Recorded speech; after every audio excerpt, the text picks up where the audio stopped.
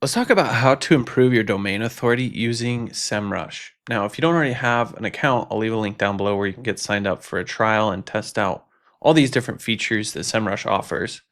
That being said, the way I like to do this is to start by going into Semrush and looking at a business that we're trying to improve the authority score for, and then, or the domain authority. Authority score is actually their metric. And then I will look at the competitors and then do some comparisons and things from there. So let's just, for argument's sake, say that your business is bestbuy.com. Would be awesome, right? So first things first, you come in here and just put your own URL in, bestbuy.com. And when we do that, we're going to see that it is going to show up with an authority score here. This is essentially what Semrush uses for domain authority. They're kind of interchangeable, but they've come up with their own score. They call it authority score. It's very similar to domain authority, essentially. But you can see it's a 91. They're an industry leader. It makes sense. Best Buy is a big company, right? So that gives us a good sense of the starting place. To improve this score, we would want to go out and get backlinks from relevant websites that also have a really high authority score.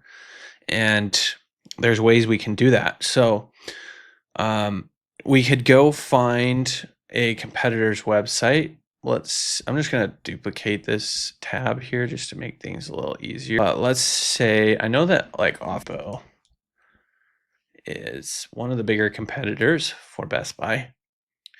I guess in this case, we would probably be thinking about, like, if your business was Office Depot, you'd want to go check what Best Buy is doing because they're like the authority, they're the leader in the industry. And you can see that Office Depot only has a 75 authority score, which means we could go to Best Buy's and see, okay, where do they have backlinks that we could garner for Office Depot that are going to get us to where we need to be. To start with, I would go check their actual backlinks here and see what backlink is getting. And understanding their backlink profile will be vital for figuring out where we can improve our domain authority if we're competing with this company. First things first, what I would do is go find backlinks that they're getting that already have a high authority score here. And so we can filter. There's some different filters we could utilize here, like links per referring domain and different things of that nature. But we should also be able to sort. It's actually already sorting by authority score. You can see it's kind of grayed out here. So it's starting with the ones that are highest and then going down from there. So it's kind of already filtering this out, right?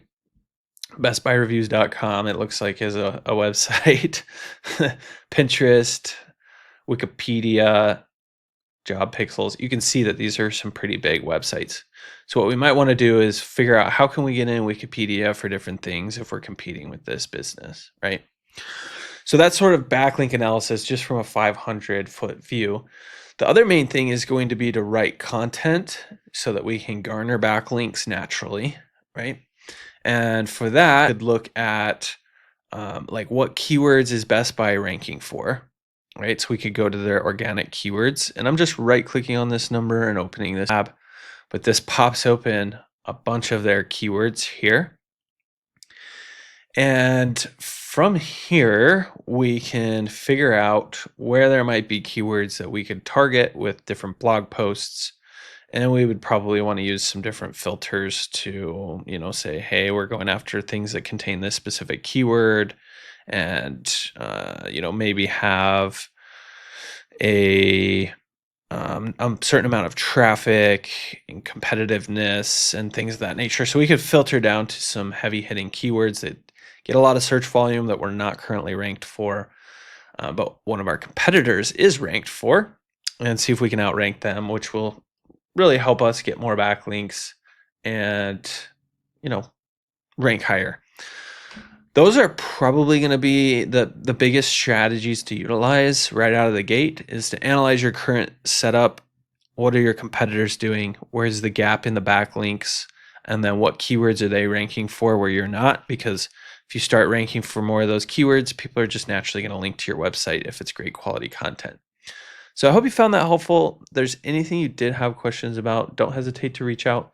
Just drop your questions in the comment section down below, and we'll be sure to get back to them there.